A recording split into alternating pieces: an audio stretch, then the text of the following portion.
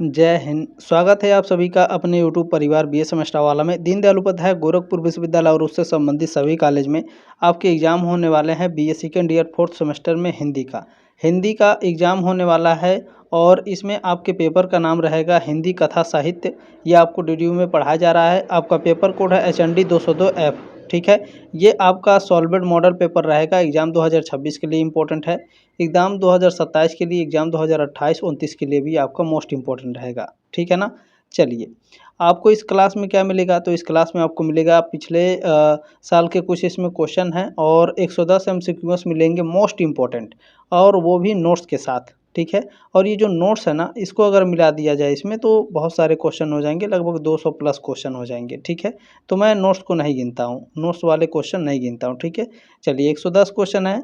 और ध्यान रखेंगे, उत्तर प्रदेश में जितने भी यूनिवर्सिटी हैं सभी बच्चे इस क्लास को अटेंड कर सकते हैं, बशर्ते आपके पेपर का नाम हिंदी कथा साहित्य होना चाहिए। ठीक है, चलिए इसमें पहला क्वेश्चन देखिएगा, मोस्ट इम्पोर्टेंट क्वेश्चन रहेगा ये। प्रेमचंद का पहला हिंदी उपन्यास कौन सा है? मुंशी प्रेमचंद जी का पहला हिंदी उपन्यास है सेवा सदन। ठीक है, सेवा सदन है, सी ऑप्शन राइट है क्वेश्चन नंबर पहले का। सेवा सदन सेवा सदन जो है ये किसने लिखा है? मुंशी प्रेमचंद जी ने लिखा है। ठीक है ना। ये किस विधा की रचना है सेवा सदन? तो उपन्यास विधा की रचना है।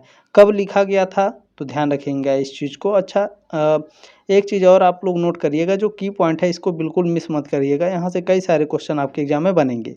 ठीक है, मुंशी प्रेमचंद द्वारा रचित सेवा सदन 1918 में लिखा गया था, को हिंदी में प्रकाशित होने वाला पहला उपन्यास माना जाता है। ठीक है, हालांकि उन्होंने इसे मूल रूप से उर्दू में बाज़ारे हुस्न के नाम से लिखा था। अब आपका क्लियर हुआ। देखिए, सेवा सदन को मुंशी प्रेमचंद जी ने पहले उर्दू भाषा में लिखा था। उर्दू भाषा में लिखा था तो इसका नाम क्या था? बाज़ारे हुस्न। ठीक है, लेकिन इसका हिंदी अनुवाद सेवा सदन के रूप में पहले प्रकाशित हुआ था। ठीक है, क्लियर हो गया। चलिए, क्वेश्चन नंबर दूसरा है कि परीक्षा गुरु हिंदी का प्रथम मौलिक उपन्यास माना जाता है। ठीक है, इसके लेखक कौन हैं? तो इसके लेखक लाला श्रीनिवास दास हैं। ठीक है, पूछता है आपके एग्जाम में कई बार कि हिंदी का प्रथम मौलिक उपन्यास किसे माना जाता है? परीक्षा गुरु के। इसके लेखक कौन हैं? तो लाला श्रीनिवास दास, बी ऑप्शन आपका राइट है। पूछता है परीक्षा गुरु किस विधा की रचना है? उपन्यास विधा की रचना है। ठीक है, अब यहाँ पे इम्पोर्टेंट की आपको जोड़ लेना है इसमें। परीक्षा गुरु हिंदी का प्रथम मौलिक उपन्यास लाला श्रीनिवास द्वारा लिखा गया है। इसका प्रकाशन 1882 में हुआ था और यह सामाजिक यथार्थवाद पर आधारित है। आपके एग्जाम में पूछता है कि परीक्षा गुरु किस पर आधारित है?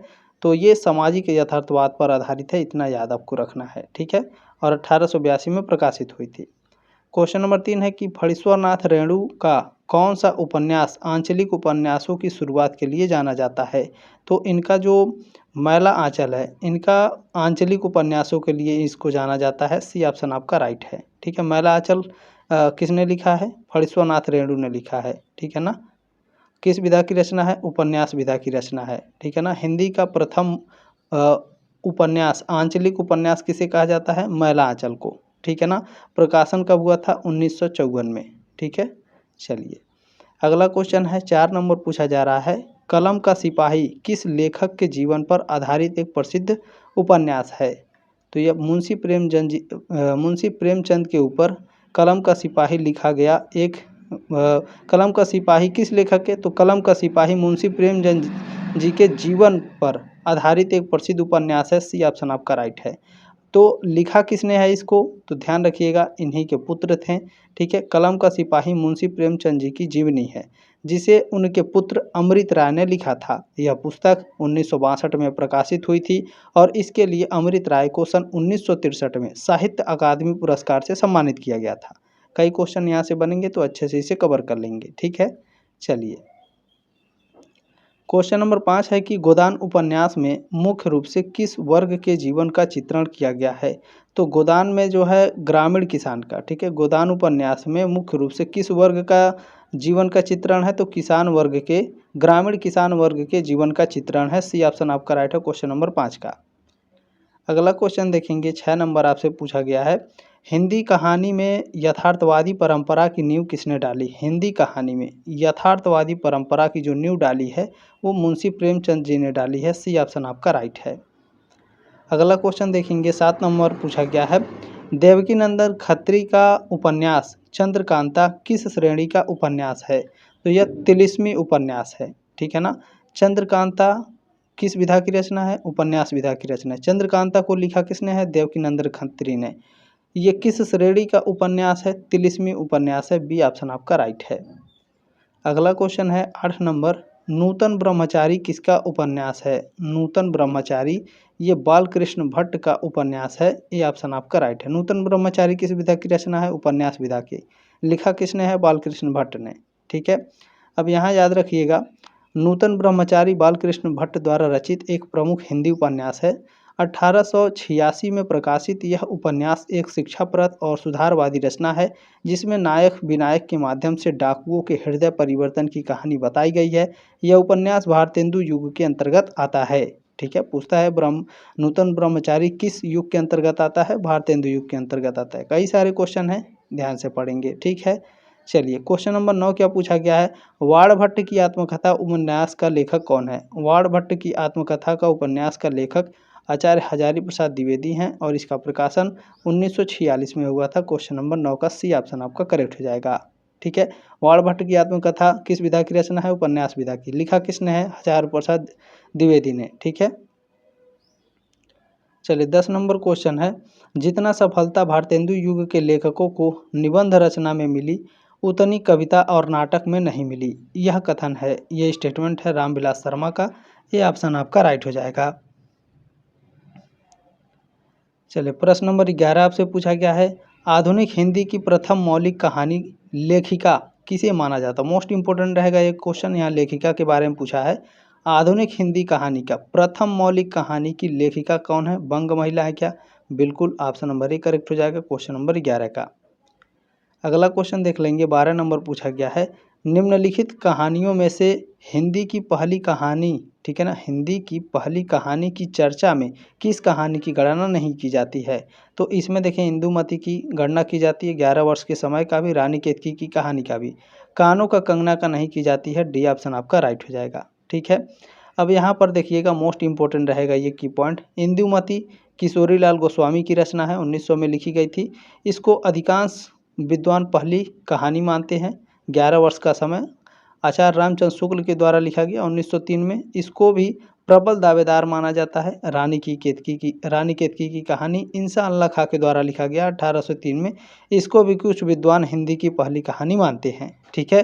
कानों में कंगना 1913 में लिखा गया, एक प्रसिद्ध कहानी है, लेकिन इसे आधुनिक हिंदी की पहली कहानी के दावेदारों में भी नहीं गिना जाता है। ठीक है ना। क्लियर हो गया। चलिए नेक्स्ट क्वेश्चन है 13 नंबर, ताई कहानी का लेखक कौन है? ताई कहानी का लेखक है विशंभर नाथ शर्मा, कौशिक। सी ऑप्शन आपका राइट है। नेक्स्ट क्वेश्चन इसमें पूछा गया है, मानसरोवर नामक पुस्तक के विभिन्न खंडों में किस साहित्यकार की कहानियां संकलित है? तो मानसरोवर नामक पुस्तक के विभिन्न खंडों में मुंशी प्रेमचंद जी की कहानियां जो है इसमें संकलित हैं। बी ऑप्शन राइट हो जाएगा क्वेश्चन नंबर 14 का। ठीक है। अब यहाँ पर की पॉइंट अच्छे से आपको याद रखना है। मानसरोवर नामक पुस्तक के विभिन्न खंडों में कुल 8 भाग हैं। ठीक है। प्रसिद्ध कथाकार और उपन्यास सम्राट प्रेमचंद की कहानियाँ संकलित हैं इसमें। इसमें उनकी 300 से अधिक कहानियाँ, जैसे ईदगाह, पूस की रात, कफन और बड़े घर की बेटी शामिल हैं। लगभग 300 कहानियाँ हैं। याद रखिएगा, पूछेगा मानसरोवर में कितने खंड हैं, मानसरोवर में कितने भाग हैं? 8 भाग हैं। ठीक है ना। मानसरोवर किसकी कहानियों का संग्रह है? मुंशी प्रेमचंद जी के। ठीक है। चलिए, इनको सम्राट उपन्यास भी कहा जाता है, मुंशी प्रेमचंद जी को। क्वेश्चन नंबर 16 आपसे पूछा गया है, महाभोज उपन्यास किस पृष्ठभूमि पर आधारित है? तो महाभोज जो उपन्यास है, पहली बात तो जो महाभोज है, ठीक है ना, महाभोज ये किस विधा की रचना है? उपन्यास विधा की रचना है। तो ये किस पृष्ठभूमि पर आधारित है? तो यह आपका आपातकाल के बाद का भारतीय राजनीति परिदृश्य पर आधारित है महाभोज। ठीक है। ये ऑप्शन राइट हो जाएगा क्वेश्चन नंबर 16 का। महाभोज की लेखिका कौन है? मन्नू भंडारी हैं। महाभोज का प्रकाशन कब हुआ था? 1979 में। इसका पृष्ठभूमि पूछता है आपके एग्जाम में, तो यह उपन्यास 70 के दशक के भारतीय राजनीतिक, विशेष रूप से आपातकाल के बाद के राजनीतिक परिदृश्य, चुनावी जोड़-तोड़, भ्रष्टाचार और राजनीतिक अपराध के गठजोड़ को चित्रित करता है। इसका कथानक के बारे में पूछता है, तो यह बिहार के बेलछी दलित नरसंहार की घटना से प्रेरित है, जो सरोहा गांव के दलित युवक बीसू की हत्या और उसके बाद की राजनीति पर केंद्रित है। ठीक है, चलिए इसके बारे में हम लोग डिस्कस करेंगे। देखें, नेक्स्ट क्वेश्चन है कि महाभोज उपन्यास की शुरुआत किस घटना से होती है। तो यह जो है बीसू नामक युवक की हत्या हो जाती है, इसके बाद महाभोज उपन्यास की शुरुआत की घटना होती है। ठीक है, बी ऑप्शन आपका राइट है। महाभोज उपन्यास की शुरुआत किस घटना से होती है? बीसू नामक युवक की हत्या से। ठीक है, क्लियर हो गया।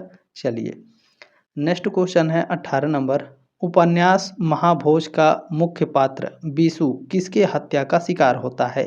तो यह हरिजन बस्ती में आगजनी की घटना का सबूत छिपाने के कारण, ठीक है ना, शिकार होता है। सी ऑप्शन राइट है क्वेश्चन नंबर 18 का। अगला प्रश्न देखेंगे 19 नंबर है, महाभोज उपन्यास के अनुसार कुर्सी और इंसानियत में बैर है, यह कथन किसे दर्शाता है? तो यह कथन राजनीति की संवेदनहीनता को दर्शाता है। ये ऑप्शन आपका राइट है। अगला प्रश्न है 20 नंबर, महाभोज में दा साहब कौन सा किरदार है? तो जो दा साहब हैं यह मुख्यमंत्री हैं। ये ऑप्शन राइट है क्वेश्चन नंबर 20 का। क्लियर हो गया। चलिए अगला क्वेश्चन है 21 नंबर की उपन्यास महाभोज में राजनीति और अपराध के गठजोड़ को किस पात्र के माध्यम से दर्शाया गया है? तो मुख्यमंत्री दा और स्थानीय बाहुबली जोरावर के रूप में दर्शाया गया है। ये ऑप्शन आपका राइट है। अगला क्वेश्चन है 22 नंबर, महाभोज उपन्यास में प्रयुक्त भाषा शैली की मुख्य विशेषता क्या है? तो इसकी मुख्य विशेषता है बोलचाल की आम भाषा इसमें यूज हुई है, सरल और सुबोध भाषा का इसमें प्रयोग किया गया है। ठीक है, ये ऑप्शन आपका राइट है। अगला क्वेश्चन है 23 नंबर, मोस्ट इम्पोर्टेंट रहेगा, बात केवल बीसू की मौत की नहीं है, यह आप सब लोग को जिंदा रखने का सवाल है, अपने पूरे हक के साथ जिंदा रहने का। महाभोज उपन्यास में यह किसका कथन है? तो ये स्टेटमेंट देते हैं सुकुल बाबू। ठीक है, सी ऑप्शन आपका राइट हो जाएगा।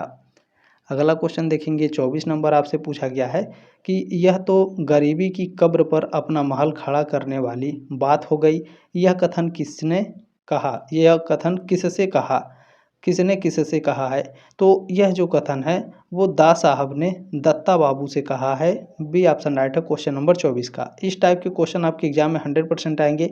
और मैंने सिलेबस जब डिस्कस किया था तभी मैंने कहा था कि हिंदी में जो भी बच्चे पढ़ रहे हैं 4th सेमेस्टर में, अगर आपने बुक पढ़ लिया तो समझ लीजिए 70% आप आसानी से कवर कर लेंगे अपने एग्जाम में जो भी क्वेश्चन आएंगे। ठीक है, तो जो बच्चे किताब पढ़े हैं, किताब अभी तक नहीं पढ़े हैं, तो एग्ज़ाम आपका अभी दूर है, 29 तारीख को लगभग है, तो ध्यान रखिएगा। ठीक है, किताब नहीं है तो जो आप सीरीज लिए हैं सीरीज को ही आप पढ़ डालिए। ठीक है, तो ध्यान रखेंगे, थ्योरी अगर आप पढ़ेंगे तो 70% ये मेरी गारंटी है, आप आसानी से कर सकते हैं। ठीक है, ये बात ध्यान रखिएगा। इस टाइप के क्वेश्चन आपके एग्जाम में 100% आएंगे, ध्यान रखेंगे।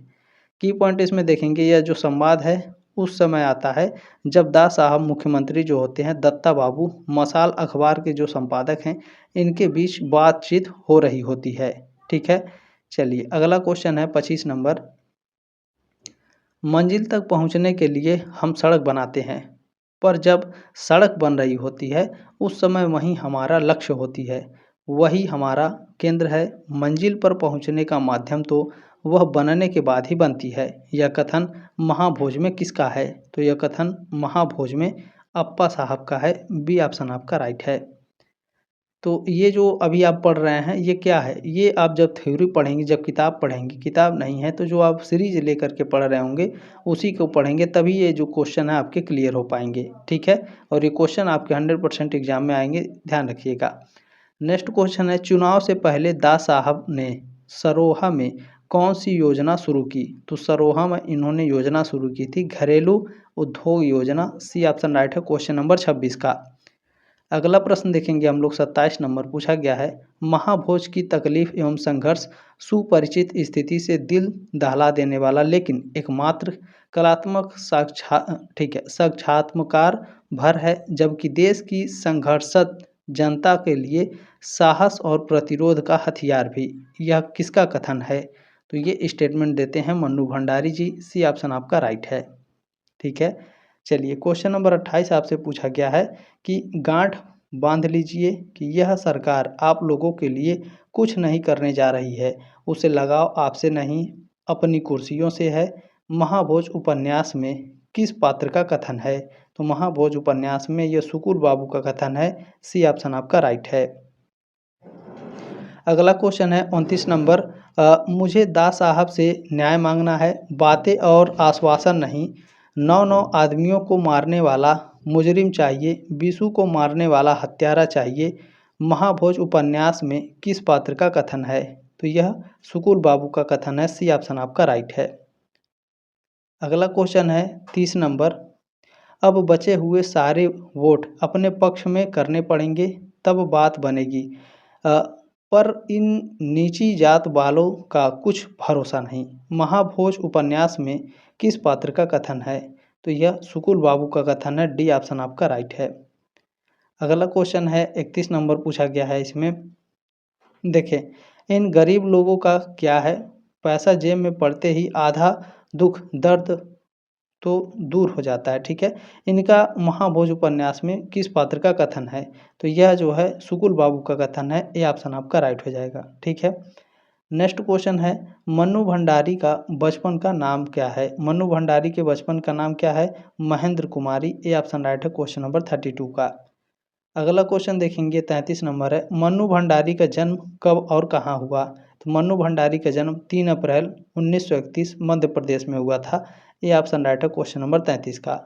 जन्म और मृत्यु जरूर पूछेगा तो ध्यान रखिएगा। भंडारी जी का जन्म 3 अप्रैल 1931 को मध्य प्रदेश के भानपुरा में हुआ था और उनका पालन पोषण मुख्य रूप से राजस्थान के अजमेर में हुआ, जहां उनके पिता सुखसंपत राय भंडारी एक स्वतंत्रता सेनानी, समाज सुधारक और अंग्रेजी से हिंदी और अंग्रेजी से मराठी के पहले शब्दकोशों के निर्माता थे। अगला क्वेश्चन है पूस की रात प्रेमचंद की कहानी का संबंध है। पूस की रात, ठीक है ना, प्रेमचंद की कहानी का संबंध किससे है? तो यह भारतीय कृषक जीवन एवं परिवेश से है। बी ऑप्शन राइट है 34 नंबर प्रश्न का। अगला क्वेश्चन देखेंगे, क्वेश्चन नंबर 35 पूछा गया है कि चले महाभोज उपन्यास में कितने दृश्य हैं? महाभोज उपन्यास में 11 दृश्य हैं। सी ऑप्शन राइट है क्वेश्चन नंबर 35 का। ठीक है, अब यहाँ आपको याद रख लेना है कुछ मुख्य तथ्य हैं। ठीक है, देखिए महाभोज के लेखक कौन है? मन्नू भंडारी जी हैं। ठीक है, परिच्छेद यानी अध्याय इसमें 9 है। प्रकाशन इसका 1979 में हुआ था। कुल पात्र इसमें लगभग 35 हैं। पृष्ठ संख्या इसमें 183 से लगभग 200 है और इसमें अगर दृश्यों की बात करेगा तो दृश्य इसमें 11 हैं। ठीक है, चले अगला क्वेश्चन पूछा गया है पूस की रात कहानी का आरंभ इस कथन से होता है, सहाना आया लाओ रुपए रखे हैं उसे दे दूं, किस तरह गला, ठीक है ना, किस तरह गला सो छूटे। यह कथन किसके द्वारा कहा गया है? तो यह जो कथन है यह हल्कू के द्वारा कहा जाता है। बी ऑप्शन आपका राइट है। हल्कू के कथन कहा जाता है तो ये किसके लिए कहता है? तो ध्यान रखिएगा, हल्कू यह बात अपनी पत्नी मुन्नी से कहता है जब जो सहना है यानी जो साहूकार है उसके पास उससे अपना उधार पैसा यानी जो लगान है मांगने आता है हल्कू से। ठीक है, तब हल्कू कहता है, ठीक है ना, कि क्या कहता है हल्कू? तब हल्कू कहता है कि पूस की रात, ठीक है ना, हल्कू कहता है कि सहना आया है लाओ रुपए रखे हैं उसे दे दूं, ठीक है, किसी तरह गला सो छूटे। अब यहाँ याद रखिएगा जो हल्कू था, ठीक है ना, हल्कू ने कंबल खरीदने के लिए बड़ी मुश्किल से 3 रुपये जमा किए थे, लेकिन अपनी जान छुड़ाने के लिए वह उसे सहना को दे देने का फैसला करता है। ठीक है, चलिए क्वेश्चन नंबर 37 आपसे पूछा गया है पूस की रात कहानी में हल्कू के साथ खेती की रखवाली करने कौन जाता है? तो जबरा उसका कुत्ता जाता है। सी ऑप्शन आपका राइट है 37 का। अगला क्वेश्चन है 38 नंबर, देखिए पूछा गया है कहानी पूस की रात में यह कथन किसके द्वारा कहा जाता है? क्या आज सोते ही रहोगे, तुम यहाँ आकर रम गए और उधर सारा खेत चौपट हो गया। तो ये जो कथन है मुन्नी के द्वारा कहा जाता है। बी ऑप्शन आपका राइट है। मुन्नी कौन है? ये हल्कू की वाइफ है। ठीक है, चले 39 नंबर क्वेश्चन क्या है? देखिए जो कहानी है पूस की रात इसका मुख्य नायक कौन है? सहना, मुन्नी, जबरा या फिर हल्कू? तो हल्कू क्या है? पूस की रात की कहानी का मुख्य नायक है। डी ऑप्शन आपका राइट है, यानी हीरो है। जैसे एक फिल्म होता है हीरो, उसी तरह से कहानी में भी एक हीरो होता है। ठीक है। कथोपकथन की दृष्टि से पूस की रात की विशेषताएं हैं संक्षिप्तता, सरलता, आकर्षण, ये सभी है। डी ऑप्शन आपका राइट हो जाएगा। अगला क्वेश्चन देखेंगे, 41 नंबर पूछा गया है, पूस की रात में प्रयुक्त शब्द अकर्मण्यता, सत्य, मैत्री, आत्मीयता, कर्तव्य, पिशाच शब्द कौन से शब्द हैं? तत्सम शब्द हैं, तद्भव हैं, अंग्रेजी हैं या फिर उर्दू के शब्द हैं? तो ये सभी तत्सम शब्द हैं। ये ऑप्शन आपका राइट है। अगला क्वेश्चन है 42 नंबर कि पूस की रात में प्रयुक्त किए गए शब्द जैसे अरमान, तकदीर, बाज, गिर्द, मालगुजारी आदि कौन से शब्द हैं? तत्सम, तद्भव, अरबी फारसी या फिर देतस शब्द? तो ये सभी अरबी फारसी के शब्द हैं। सी ऑप्शन आपका राइट है। अगला क्वेश्चन है 43 नंबर, पूस की रात कहानी के लेखक हैं। पूस की रात कहानी के लेखक कौन है? मुंशी प्रेमचंद हैं। ऑप्शन नंबर सी करेक्ट हो जाएगा क्वेश्चन नंबर 43 का। ठीक है, अब यहाँ ध्यान दीजिएगा, यह कहानी मुंशी प्रेमचंद जी द्वारा 1921 में लिखी गई। यह प्रसिद्ध यथार्थवादी कहानी है जो एक गरीब किसान यानी हल्कू के संघर्ष और गरीबी का चित्रण करती है। प्रकाशन तो यह कहानी सबसे पहले माधुरी पत्रिका में प्रकाशित हुई थी। आपके एग्जाम में पूछता है कि जो पूस की रात कहानी है यह सबसे पहले किस पत्रिका में प्रकाशित हुई? माधुरी पत्रिका में। ठीक है, एक सेकेंड रुक जाएंगे। चलें, इसमें मुख्य पात्र की बात करें तो मुख्य पात्र हैं इसमें, इस कहानी के मुख्य पात्र हल्कू किसान है, उसकी पत्नी मुन्नी और कुत्ता जबरा है। ठीक है, चलें नेक्स्ट क्वेश्चन 44 नंबर पूछा है, पूस की रात कहानी कुल कितने भागों में बटी हुई है? पूस की रात कहानी ये 4 भागों में बटी है। सी ऑप्शन राइट है क्वेश्चन नंबर 44 का। कौन कौन से हैं? तो इसमें हल्कू है, कहानी का मुख्य पात्र एक गरीब किसान रहता है, मुन्नी हल्कू की पत्नी है, सहना यानी जो साहूकार है कर्ज वसूलने वाला महाजन है, जबरा है हल्कू का पालतू कुत्ता होता है। ठीक है, चलिए अगला क्वेश्चन देखेंगे, 45 नंबर पूछा गया है, मानो अपना हृदय निकाल कर रख देने जा रहे हो, यह कथन में क्या दिए जाने की बात कर रही है? 3 रुपये दिए जाने की बात हो रही है।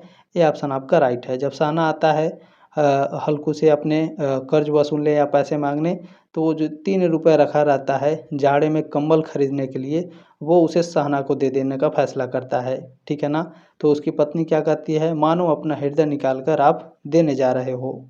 ठीक है, क्लियर हो गया। चलिए अगला क्वेश्चन है 46 नंबर, देखें, अंधकार के उस अनंत सागर में यह प्रकाश एक नौका के समान हिलता मचलता हुआ जान पड़ता है। यह पंक्तियाँ किस रचना से आई हैं? तो ये जो पंक्तियाँ हैं पूस की रात से आई हैं। डी ऑप्शन आपका राइट है। नेक्स्ट क्वेश्चन है, हल्कू के खेत की फसल को बर्बाद कर दिया था जमींदारों ने, जंगली जानवरों ने, सहना ने या नीलगायों ने? तो डी ऑप्शन राइट है, नीलगाय बर्बाद कर देती हैं। ठीक है, चलिए अगला प्रश्न है 48 नंबर, अकर्मण्यता ने रस्सियों को भांति से, ठीक है ना, अकर्मण्यता ने रस्सियों की भांति उसे चारों तरफ से जकड़ रखा था। यह वाक्य कौन सी रचना से लिया गया है? पूस की रात, खून का टीका? तो जाहिर सी बात है ये ऑप्शन आपका राइट हो जाएगा क्वेश्चन नंबर 48 का। नेक्स्ट क्वेश्चन है 49 नंबर, पूछा गया है, निम्न में से कौन सा पात्र पूस की रात कहानी में नहीं है? देखें इसमें हल्कू है, मुन्नी है, ये दोनों कन्फर्म है। अब लहना है कि सहना है ये बताइए? तो इसमें सहना है। ठीक है ना, जो साहूकार होता है, लहना आपका नहीं है, तो ये ऑप्शन आपका राइट हो जाएगा क्वेश्चन नंबर 49 का। नेक्स्ट क्वेश्चन है 50 नंबर, आकाशदीप कहानी के कहानीकार कौन है? मोस्ट इंपोर्टेंट रहेगा क्वेश्चन। जयशंकर प्रसाद आकाशदीप कहानी के कहानीकार हैं। बी ऑप्शन आपका राइट है। इसमें आपको याद रखना है, देखें लेखक कौन है? जयशंकर प्रसाद हैं। ठीक है ना, एक सेकेंड, चले, आकाशदीप कहानी के लेखक कौन हैं? आकाशदीप कहानी के लेखक जयशंकर प्रसाद हैं। आकाशदीप कहानी का प्रकाशन कब हुआ था? 1929 में। कहाँ? भारती भंडार इलाहाबाद से। ठीक है, इसकी शैली कैसी है? तो इसकी शैली है ऐतिहासिक और भावपूर्ण। ठीक है, इसमें विषय क्या है? तो चंपा और बुद्धगुप्त के प्रेम और त्याग की कहानी है, जहाँ चंपा अपने प्रेम यानी बुद्धगुप्त को छोड़कर कर्तव्य यानी पिता के हत्यारे से प्रेम का द्वंद्व और सेवा को चुनती है। ठीक है, इसमें पात्र क्या हैं? तो कहानी में मुख्य रूप से दो ही प्रमुख पात्र हैं चंपा और बुद्धगुप्त। इनके अलावा मणिभद्र यानी खलनायक और जया यानी सेविका गौड़ और सहायक पात्र हैं इसमें। ठीक है, मुख्य रूप से दो ही हैं, याद रखिएगा। क्वेश्चन नंबर 51 है, आकाशदीप कहानी में कितने लोग बंदी हुए थे? 2 लोग बंदी हुए थे, बी ऑप्शन राइट है क्वेश्चन नंबर 51 का। 2 लोग बंदी हुए, तो कौन कौन 2 लोग थे? तो जयशंकर प्रसाद द्वारा रचित कहानी आकाशदीप के प्रारंभ में 2 लोग बंदी थे, चंपा और बुद्धगुप्त। ये दोनों जलदस्यु मणिभद्र के चंगुल में फंसकर बंदी बना दिए गए थे, जो बाद में एक दूसरे की सहायता से मुक्त हो गए। जलदस्यु किसे कहते हैं? तो जो समुद्र के डाकू होते हैं उनको जलदस्यु कहते हैं। ठीक है, तो मणिभद्र भी और इसमें जो आपके बुद्धगुप्त हैं, ये दोनों आपके समुद्र के डाकू रहते हैं। ठीक है ना, तो मणिभद्र के ये भी आपके समुद्री डाकू रहता है, तो इसके चंगुल में दोनों फंस जाते हैं। ठीक है, बाद में एक दूसरे की सहायता से निकल जाते हैं। नेक्स्ट क्वेश्चन है कि बुद्धगुप्त कौन थे? एक ब्राह्मण थे, एक वणिक थे, ताम्रलिपि का एक राजकुमार था Buddhagupta. Option number C correct हो जाएगा क्वेश्चन नंबर 52 का। ठीक है, अब यहाँ आपको याद रखना है, देखें, चले, बुद्धगुप्त गुप्त वंश का एक शक्तिशाली सम्राट था जिसने 476 से 495 ईस्वी तक शासन किया। दामोदरपुर तांबे की प्लेट अभिलेख में उन्हें परम दैवत, परम भट्टारक और महाराजा धीराज कहा गया है, जो उनके शाही दर्जे को दर्शाता है। अगला क्वेश्चन है 53 नंबर, चंपा कहाँ की रहने वाली थी? चंपा नगरी की, ये ऑप्शन आपका राइट है 53 का। ठीक है, देखें, जयशंकर प्रसाद की प्रसिद्ध कहानी आकाशदीप के अनुसार चंपा चंपा नगरी की रहने वाली थी। वह चंपा नगरी की एक छात्री बालिका थी जिसके पिता मणिभद्र के यहाँ प्रहरी का काम करते थे। ठीक है, चलिए अगला क्वेश्चन पूछा गया है, जावा सुमात्रा आदि द्वीपों का वाणिज्य किसके अधिकार में था? बुद्धगुप्त के, बी ऑप्शन आपका राइट है। अगला क्वेश्चन पूछा गया है, चंपा और बुद्धगुप्त किसके समान पूजित हैं? तो इंद्र और सूची के, डी ऑप्शन आपका राइट है। अगला क्वेश्चन पूछा गया है, चंपा द्वीप का नाम किसने रखा? चंपा बुद्धगुप्त, बुद्धगुप्त ने चंपा द्वीप का नाम रखा था, बी ऑप्शन आपका राइट है 56 का। चलिए अगला क्वेश्चन है, जयशंकर प्रसाद की कहानी आकाशदीप का नायक है। आकाशदीप का नायक कौन है? तो आकाशदीप का नायक है भैया इसमें बुद्धगुप्त इसमें। ठीक है, नायक यानी हीरो कौन है आकाशदीप का? आकाशदीप कहानी का हीरो बुद्धगुप्त है, सी ऑप्शन आपका राइट हो जाएगा। अगला क्वेश्चन 58 नंबर है, बुद्धगुप्त कौन है? एक राजा है, एक वणिक है, एक साहसी जलदस्यु यानी समुद्री डाकू है, सी ऑप्शन आपका राइट है। अगला क्वेश्चन है 59 नंबर, आकाशदीप कहानी किस प्रकार की कहानी है? ऐतिहासिक और प्रेम प्रधान, सामाजिक या यथार्थवादी, जासूसी या रहस्यमय, ऐतिहासिक या जासूसी? आकाशदीप कहानी किस प्रकार की कहानी है? तो यह ऐतिहासिक और प्रेम प्रधान कहानी है, ये ऑप्शन आपका राइट है। अगला क्वेश्चन देखिएगा 60 नंबर पूछा गया है, आकाशदीप कहानी का मुख्य उद्देश्य क्या है? इसका मुख्य उद्देश्य है प्रेम और कर्तव्य के द्वंद्व में कर्तव्य की जीत दिखाना, ये ऑप्शन आपका राइट है। अगला क्वेश्चन देखिएगा 61 नंबर पूछा गया है, जयशंकर प्रसाद ने कहानी में किस ऐतिहासिक परिवेश को चित्रित किया है? तो भारत के प्राचीन इतिहास का गौरवशाली जीत को दिखाना। ठीक है ना, 61 का ऑप्शन नंबर 1 करेक्ट हो जाएगा। अगला क्वेश्चन है कि जैनेन्द्र कुमार जी की पहली कहानी कौन सी थी? पाजेब, फांसी, जयसंधि या फूलों का कुर्ता? जैनेन्द्र कुमार की पहली कहानी के बारे में पूछा जा रहा है, तो फांसी इनकी पहली कहानी थी जैनेन्द्र कुमार की, इसमें बी ऑप्शन राइट हो जाएगा क्वेश्चन नंबर 62 का। ठीक है, चले अब इसके बारे में जान लीजिए। देखें, जैनेन्द्र कुमार जी का पहला उपन्यास था, जैनेन्द्र कुमार का पहला उपन्यास है परख, ये ऑप्शन आपका राइट है। अब इसके बारे में जान लेंगे। ठीक है, जैनेन्द्र कुमार जी का पहला उपन्यास परख है जो 1929 में प्रकाशित हुआ था। यह एक मनोवैज्ञानिक उपन्यास है जो बाल विधवा कट्टो की कहानी पर आधारित है। सुनीता 1935, त्यागपत्र 1937 उनके बाद के प्रमुख उपन्यास हैं। ठीक है, चलिए अगला क्वेश्चन है कि जैनेन्द्र कुमार जी को उनके किस उपन्यास के लिए साहित्य अकादमी पुरस्कार प्रदान किया? मोस्ट इंपॉर्टेंट क्वेश्चन रहेगा ये। तो मुक्तिबोध के लिए जैनेन्द्र कुमार जी को, ठीक है, साहित्य अकादमी पुरस्कार से सम्मानित किया गया था, डी ऑप्शन राइट है 64 का। ठीक है, देखें, जैनेन्द्र कुमार जी को वर्ष 1966 में उनके उपन्यास मुक्तिबोध के लिए साहित्य अकादमी पुरस्कार प्रदान किया गया था। पुरस्कार साहित्य अकादमी पुरस्कार 1966 में। उपन्यास कौन सा? मुक्तिबोध, ठीक है, 1966 में प्रकाशित हुई। अन्य सम्मान तो इन्हें 1971 में पद्म भूषण की उपाधि मिली थी। अगला क्वेश्चन है कि जैनेंद्र कुमार जी का निधन कब हुआ? जैनेंद्र कुमार जी का निधन कब हुआ था? तो 24 दिसंबर 1988 को जैनेंद्र कुमार जी का निधन होता है। ये ऑप्शन आपका राइट है 65 का। इनका जन्म कब हुआ था ये भी आपके एग्जाम में पूछा जाता है। तो जन्म इनका 2 जनवरी 1905 को हुआ था। मृत्यु 24 दिसंबर 1988 को। ये हिंदी साहित्य के प्रसिद्ध मनोवैज्ञानिक, कथाकार, उपन्यासकार तथा निबंधकार थे। ठीक है, चलिए अगला क्वेश्चन है, पूछा गया है पाजेब कैसी कहानी है? सामाजिक, ऐतिहासिक, राजनीतिक या मनोवैज्ञानिक? तो जो पाजेब है ये एक मनोवैज्ञानिक कहानी है। ठीक है, डी ऑप्शन राइट है क्वेश्चन नंबर 66 का। अब यहाँ आपको ध्यान रखना है, देखें पाजेब कहानी में कुल कितने पात्र हैं? पाजेब कहानी में कुल आपके 7 पात्र हैं। सी ऑप्शन राइट है क्वेश्चन नंबर 67 का। ठीक है, अब पाजेब कहानी, ठीक है, पाजेब कहानी में मुख्य पात्रों के रूप में 7 पात्र हैं। पहला है आशुतोष यानी मुन्नी, कहानी का मुख्य पात्र यानी जो बालक है, जिस पर पुराने, ठीक है, जिस पर पाजेब चुराने का संदेह किया जाता है। दूसरा है मुन्नी की माँ यानी पत्नी आशुतोष की, ठीक है, जो पाजेब खोने पर परेशान होती है। और तीसरा है मुन्नी के पिता, ठीक है, लेखक कथावाचक, जो मनोवैज्ञानिक ढंग से बच्चे से सच उगलवाने की कोशिश करते हैं। बुआ, जो बच्चों के लिए पाजेब लेकर आती है। शीला, आशुतोष की बहन। चुन्नी, आशुतोष का छोटा भाई। ठीक है, बंसी, नौकर, घर का नौकर, जिस पर भी शक की सुई जाती है। ठीक है, इसमें 7 पात्र हैं। 7 पात्र को आपको याद रख लेना है। ठीक है, नाम नहीं वैसे पूछता है, कभी कभी नाम पूछ लेता है, लेकिन ये इम्पोर्टेंट है कि कितने पात्र थे। ठीक है, क्वेश्चन नंबर 68 है कि पाजेब कहानी में जैनेंद्र कुमार जी की भाषा की विशेषता है। सरल भाषा, सहज भाषा या फिर सुबोध भाषा है? तो इन सभी भाषा का इसमें इंक्लूड किया गया है, सहज, सरल और सुबोध। ठीक है, चलिए अगला क्वेश्चन देखेंगे 69 नंबर। पूछा गया है पाजेब कहानी में प्रयुक्त शब्द हर्ष, उल्लास, क्षोभ, उद्धत, प्रतीत, लक्षण किस शब्द समूह से संबंधित हैं?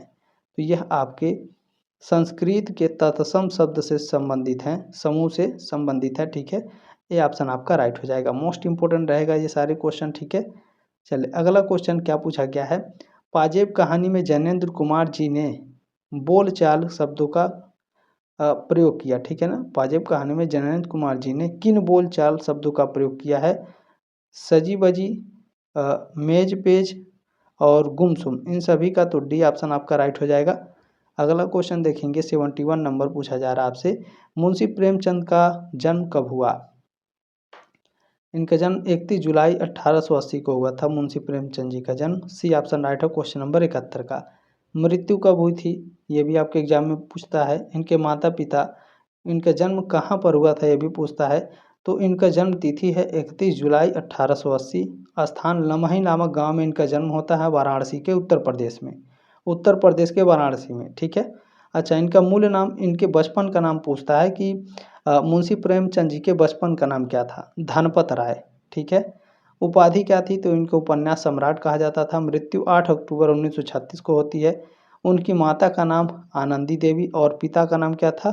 मुंशी अजायब राय, जो डाकघर में क्लर्क थे।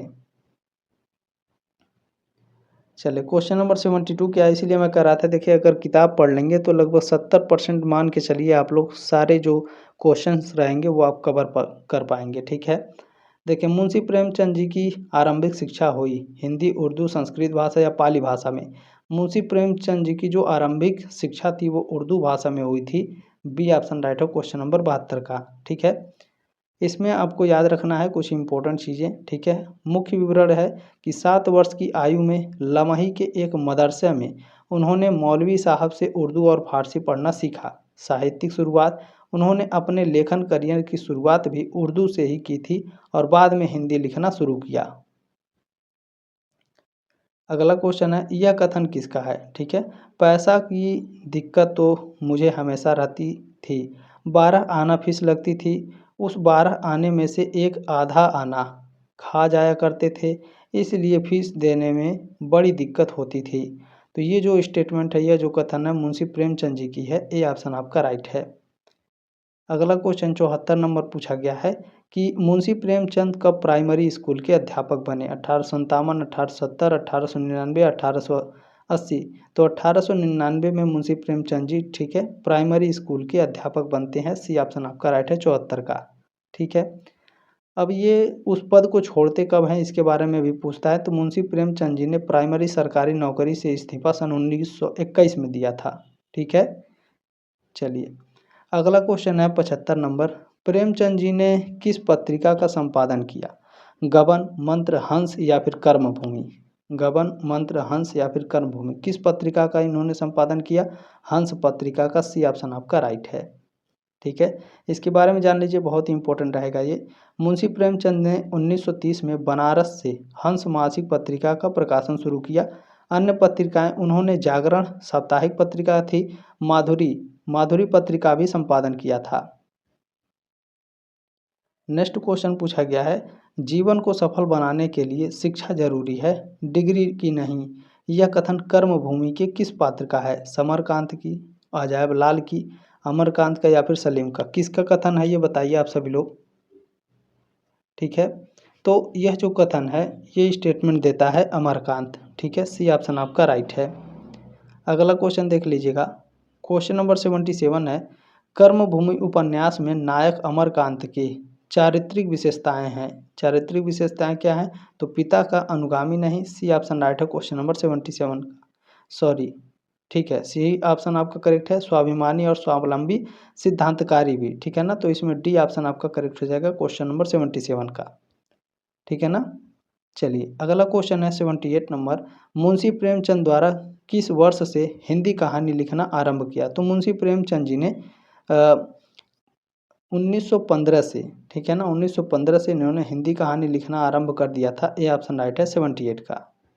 अगला क्वेश्चन देखिएगा 79 नंबर पूछा गया है आपसे कि मुंशी प्रेमचंद की रचना नहीं है? गोदान, मानस का हंसा, रंगभूमि, गुनाहों का देवता धर्मवीर भारती के द्वारा लिखा गया है। ठीक है ना, धर्मवीर भारती के द्वारा लिखा गया है।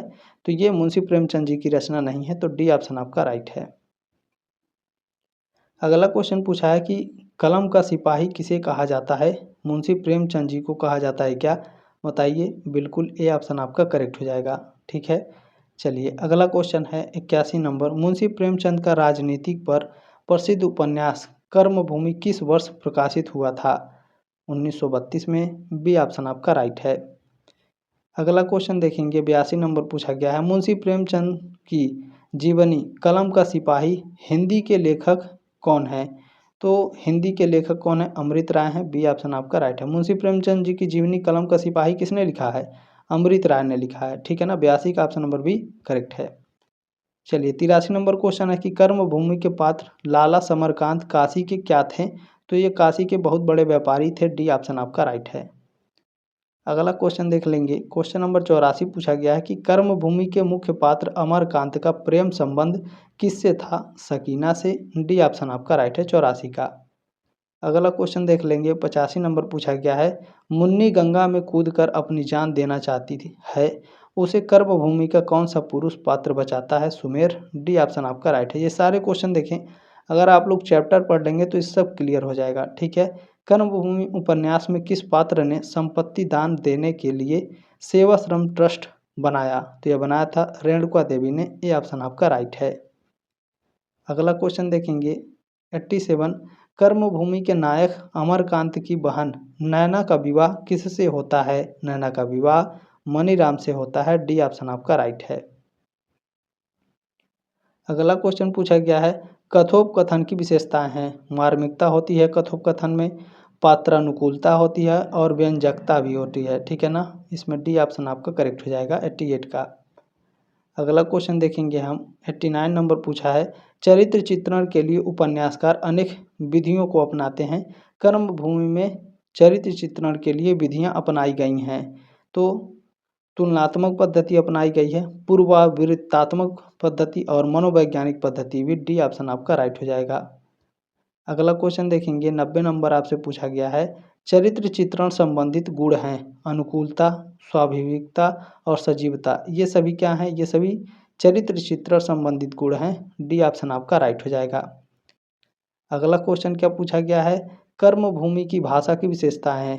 कर्मभूमि की भाषा की विशेषता है मनोवैज्ञानिकता, सांकेतिकता और विवरणात्मकता, ये सभी। तो डी ऑप्शन आपका राइट हो जाएगा। अगला क्वेश्चन देखेंगे, 92 नंबर पूछा गया है, मुंशी प्रेमचंद जी का अपूर्ण उपन्यास है। तो मंगलसूत्र मुंशी प्रेमचंद जी का अपूर्ण उपन्यास था, ठीक है। डी ऑप्शन आपका राइट है क्वेश्चन नंबर 92 का। याद रखिएगा, मंगलसूत्र प्रेमचंद का अंतिम और अधूरा उपन्यास माना जाता है, जिसे उनके पुत्र अमृत राय ने पूरा किया था, ठीक है। चले, अगला क्वेश्चन पूछा गया है, इसमें कहानीकार के रूप में प्रेमचंद जी की पहली कहानी है पंच परमेश्वर है। ये ऑप्शन राइट है क्वेश्चन नंबर 93 का। इसमें भी ट्विस्ट है, ध्यान रखिएगा, ठीक है। चलें देखें, कहानीकार के रूप में मुंशी प्रेमचंद जी की पहली हिंदी कहानी सौत थी, जो 1915 में लिखी गई थी, ये मानी जाती है। यह सरस्वती पत्रिका के दिसंबर 1915 के अंक में प्रकाशित हुई थी, ठीक है। लेकिन दिए गए विकल्पों और अक्सर परीक्षाओं में पूछे जाने वाले प्रश्नों के संदर्भ में पंच परमेश्वर को उनकी पहली ग्रामीण कहानी 1916 में माना जाता है, जिसे महावीर प्रसाद द्विवेदी ने सरस्वती पत्रिका में प्रकाशित किया था, ठीक है। अब आपके डाउट क्लियर हो गए होंगे, ठीक है। चलिए, अगला क्वेश्चन है कि हिंदी उपन्यास के प्रारंभिक युग माना जाता है, किसे माना जाता है। तो 1877 से 1918 को हिंदी उपन्यास का प्रारंभिक युग माना जाता है। ये ऑप्शन आपका राइट है। चलिए, अगला क्वेश्चन है 95 नंबर, मुंशी प्रेमचंद के प्रथम उपन्यास है। मुंशी प्रेमचंद जी का प्रथम उपन्यास है सेवा सदन। ये ऑप्शन आपका राइट है। अगला क्वेश्चन है 96 नंबर, मुंशी प्रेमचंद जी के उपन्यास में सन 1931 के सविनय अवज्ञा आंदोलन का प्रभाव दिखता है, किसमें। सेवा सदन में, कर्मभूमि में, गबन में या फिर गोदान में। तो यह दिखता है कर्मभूमि में। बी ऑप्शन आपका राइट है। प्रेमचंद जी के किस उपन्यास में। तो प्रेमचंद जी के कर्मभूमि उपन्यास में 1931 के सविनय अवज्ञा आंदोलन का प्रभाव दिखता है। अगला क्वेश्चन है 97 नंबर, कर्मभूमि उपन्यास के मुख्य पात्र हैं। कर्मभूमि उपन्यास के मुख्य पात्र अमरकांत हैं। बी ऑप्शन आपका राइट है। यानी ऐसे पूछेगा कर्मभूमि उपन्यास के नायक कौन है या फिर हीरो कौन है, तो अमरकांत, ठीक है। देखिए, अमरकांत उपन्यास का नायक एक आदर्शवादी युवक था। सुखदा अमरकांत की पत्नी होती है, जो एक साहसी नेता के रूप में उभरती है। लाला समरकांत अमरकांत के पिता थे, एक रूढ़िवादी व्यापारी जो अंत में बदल जाते हैं, ठीक है। जो नैना होती है, ये अमरकांत की सौतेली बहन होती है। जो सकीना है, इसमें सलीम है, डॉक्टर शांति कुमार, मुन्नी भिखारिन, अन्य सभी इसमें महत्वपूर्ण पात्र हैं। अगला क्वेश्चन है, कर्मभूमि उपन्यास में किस अंचल की कथाओं का मिश्रण है। मोस्ट इंपॉर्टेंट क्वेश्चन रहेगा ये। तो इसमें काशी नगरी हरिद्वार, ठीक है ना। कर्मभूमि उपन्यास में किस अंचल की, तो काशी नगरी हरिद्वार अंचल की कथाओं का मिश्रण है। सी ऑप्शन आपका राइट है। अगला क्वेश्चन देखेंगे, क्वेश्चन नंबर 99 पूछा गया है, कर्मभूमि उपन्यास की मुख्य कथा किसकी है। तो मुख्य कथा अमरकांत और सुखदा की कथा है। ये ऑप्शन आपका राइट है। अगला क्वेश्चन है 100 नंबर, कर्मभूमि उपन्यास के मुख्य कितने भाग हैं। कर्मभूमि उपन्यास के मुख्य रूप से 5 भाग हैं। डी ऑप्शन आपका राइट है। अगला क्वेश्चन देख लेंगे, क्वेश्चन नंबर 101 है, उपन्यास के मुख्य तत्व हैं। तो कथानक, कथोपकथन, पात्र एवं चरित्र चित्रण, ये सभी क्या हैं, उपन्यास के प्रमुख तत्व हो जाएंगे। डी ऑप्शन आपका राइट हो जाएगा। अगला क्वेश्चन देख लेंगे हम, क्वेश्चन नंबर 102 है कि कथानक की आधार पर कर्मभूमि उपन्यास किस कोटि का है। तो यह प्रथम कोटि का है। ये ऑप्शन आपका राइट हो जाएगा। अगला क्वेश्चन देखेंगे 103 नंबर है कि कथानक की विशेषताएं होती हैं। कथानक की विशेषताएं होती हैं देश काल अथवा वातावरण, भाषा शैली और उद्देश्य, ये सभी। तो डी ऑप्शन आपका राइट हो जाएगा। अगला क्वेश्चन रहेगा कि कथोपकथन की विशेषताएं होती हैं अनुकूलता एवं सार्थकता, संक्षिप्तता और स्वाभाविकता, ठीक है ना, स्वाभाविकता, ये सभी। तो डी ऑप्शन आपका राइट हो जाएगा 104 का। अगला क्वेश्चन देख लीजिएगा 105 नंबर है कि मुंशी प्रेमचंद जी द्वारा रचित उपन्यास कर्मभूमि की रचना काल या फिर रचना कब हुई थी। तो यह हुई थी 1930-32 में। ये ऑप्शन आपका राइट है, रचना काल अवधि, ठीक है। 106 नंबर प्रश्न है, महात्मा गांधी द्वारा चलाए गए किस आंदोलन का प्रभाव कर्मभूमि पर उपन्यास पर पड़ा? तो ये कर्मभूमि उपन्यास के सविनय अवज्ञा आंदोलन पर पड़ा था। बी ऑप्शन आपका राइट है। ठीक है, चलिए अगला क्वेश्चन देखेंगे। 107 नंबर पूछा गया है, अमरकांत मुंशी प्रेमचंद जी के किसी उपन्यास का मुख्य नाटक है। अच्छा ध्यान रखिएगा, अमरकांत यहाँ पूछा है, मुंशी प्रेमचंद जी के किस उपन्यास, यहाँ टाइपिंग में गलती है, तो किस उपन्यास का मुख्य नायक है? तो यह आपकी कर्मभूमि का मुख्य नायक है। डी ऑप्शन आपका राइट है। अगला क्वेश्चन देखेंगे, पूछा गया है आपसे कि किस विख्यात उपन्यासकार ने मुंशी प्रेमचंद जी को उपन्यास सम्राट संबोधित किया था? तो यहाँ पर आप ध्यान रखेंगे, शरत चंद्र चट्टोपाध्याय ने। किस विख्यात उपन्यासकार ने? तो शरत चंद्र चट्टोपाध्याय ने मुंशी प्रेमचंद जी को उपन्यास सम्राट से संबोधित किया था। सी ऑप्शन आपका राइट हो जाएगा। अगला क्वेश्चन है 109 नंबर, कर्मभूमि प्रेमचंद की उपन्यास है, राजनीतिक उपन्यास है? ये ऑप्शन आपका राइट हो जाएगा। आपने जो प्यार और सपोर्ट दिया है इसके लिए तहे दिल से आप सभी का धन्यवाद। 5th सेमेस्टर में मैं आपको क्वेश्चन पेपर प्रोवाइड करा दूंगा, चिंता करने की आवश्यकता नहीं है। अगर सिलेबस चेंज हुआ तो भी मैं कोशिश करूंगा, हालांकि जब सिलेबस चेंज होता है तो क्वेश्चन पेपर मिलना मुश्किल होता है। ठीक है, चलिए, और देखिए एग्ज़ाम के बाद आप लोग क्वेश्चन पेपर नहीं भेजते हैं तो आपसे रिक्वेस्ट है, प्लीज़ क्वेश्चन पेपर ज़रूर भेज देंगे। ठीक है, 7607574584 ये मेरा व्हाट्सअप नंबर है। ठीक है, ये लास्ट क्वेश्चन है, कर्मभूमि उपन्यास में किन समस्याओं का वर्णन है? तो कर्मभूमि उपन्यास में अछूतों की समस्या है, किसान और ज़मीन की समस्या है, लगान कम करने की, इन सभी की समस्याओं का वर्णन किया गया है। डी ऑप्शन आपका राइट है, क्वेश्चन नंबर 110। जल्द मिलेंगे आपके नेक्स्ट क्लास में, तब तक के लिए जय हिंद, वंदे मातरम।